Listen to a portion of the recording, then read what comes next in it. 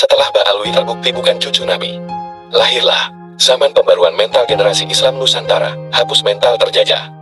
23 September tahun 2025. Dengarkan. Virus postkolonialisme adalah tersisanya mental terjajah bagi sebuah bangsa yang pernah lama terjajah. Ia tidak segera hilang dari seluruh bangsa secara merata bersamaan dengan kemerdekaan yang telah diraih, yang diperjuangkan para pahlawan bangsa. Bagi para pejuang, ia tetap merdeka bahkan ketika negerinya yang tercinta diduduki bangsa lain, serta mayoritas saudara-saudaranya yang sebangsa masih sebagai budak bangsa lain. Tapi bagi selain pejuang, ia masih terjajah bahkan ketika negaranya telah merdeka. Regresi mental terjajah yang terjadi pada sebagian umat Islam Indonesia hari ini merupakan sisa-sisa dari bayang-bayang bawah sadar masa penjajahan. Ia kemudian dieksploitasi sedemikian rupa oleh penerus ideologi penjajah. Kita sebut kemudian dengan kacung londo, yang mengetahui kelemahan itu tanpa harus bekerja keras. Kacung londo bisa menikmati lebih dari apa yang didapat mereka yang membanting tulang dengan kamuflas dan balutan ajaran-ajaran agama. Kacung londo benar-benar dapat kenikmatan dua kali. Pertama, ketika masa penjajahan golongan mereka mendapat banyak sogokan dari penjajah untuk melanggengkan penjajahan. Setelah merdeka, mereka mendapat kehormatan sebagai para individu yang mendapat kehormatan karena ada legitimasi semu faham keagamaan. Sementara para budak-budak itu tetaplah budak sejak masa leluhurnya sampai sekarang.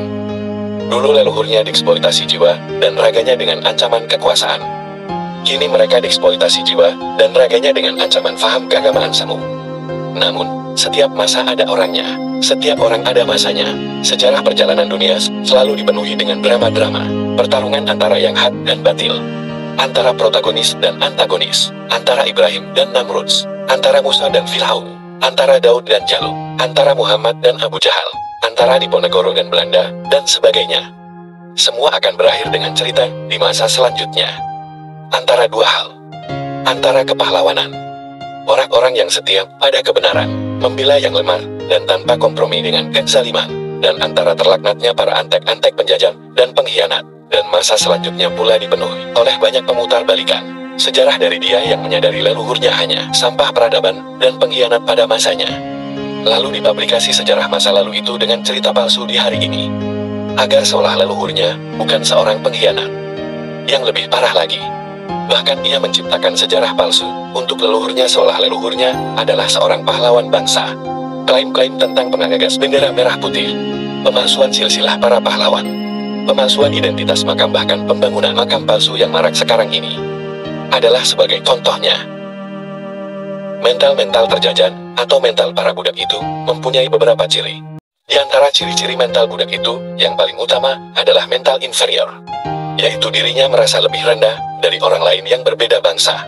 Ia merasa secara kodrati destin, bangsanya lebih rendah dari bangsa lain. Ia merasa bangga dengan tokoh luar bangsanya daripada tokoh dari bangsanya, walau dalam kemampuan bidang yang sama. Bahkan kadangkala, tokoh luar itu lebih rendah secara kualitas dari tokoh bangsanya sendiri. Ciri mental budak lainnya adalah bila terjadi friksi antara bangsanya dan bangsa yang menindasnya, maka ia akan membela bangsa yang menindas bangsanya sendiri. Itu hanya karena ia mendapatkan suatu imbalan untuk isi perutnya, walau harus mengabaikan penderitaan dan keterjajahan bangsanya. Atau memang ia tidak mendapatkan apapun secara material, tetapi ia mendapatkan keuntungan artifisial dengan berafiliasi secara ilmu dengan mereka misalnya. Alih-alih ia akan melawan penindasnya. Bahkan orang yang terjangkiti mental budak dan mental terjajah akan pasang badan untuk membela penindas bangsanya. Ciri mental budak lainnya adalah ia gampang mencium tangan orang lain hanya karena pakaiannya, warna kulitnya, keturunannya dan penampilan lahiriah lainnya. Mencium tangan memang adalah akhlak, tetapi ia dilakukan untuk orang yang benar-benar membawa manfaat untuk dirinya. Misalnya orang tua dan gurunya, sebagai bentuk terima kasih dan penghormatan. Tetapi bukan dilihat dari bahwa dia berasal dari keturunan tertentu. Orang yang mencium tangan orang lain karena alasan bahwa yang dicium itu berasal dari keturunan tertentu adalah orang yang tidak paham ajaran agama yang menitik beratkan standar kemuliaan kepada ketakwaan. Juga bisa dikatakan orang yang mencium tangan orang lain karena keturunannya adalah orang yang menghina leluhurnya sendiri. Itu bukanlah akhlak tetapi suatu tanda bahwa ia adalah orang-orang yang bermental budak dan terjajah. Ciri lain mental terjajah adalah tidak bisa berpikir jernih ketika ada pilihan untuk perubahan dan perbaikan bangsanya. Bahkan ia sebagai bagian dari bangsa, tertindas malah membela penindas bangsanya sendiri. Ia mencari posisi aman.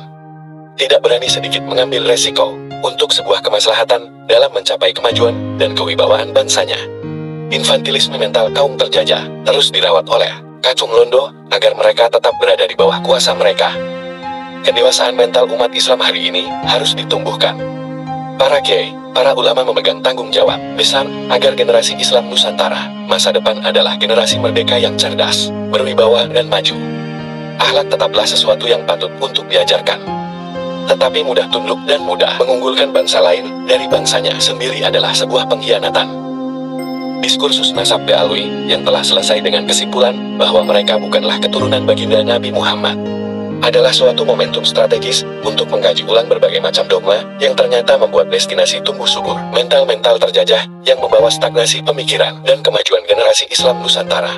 Faham-faham keagamaan tentang menghormati orang lain karena keturunan yang bukan malumun min al-dini bi al-darurat, ajaran pasti dari agama.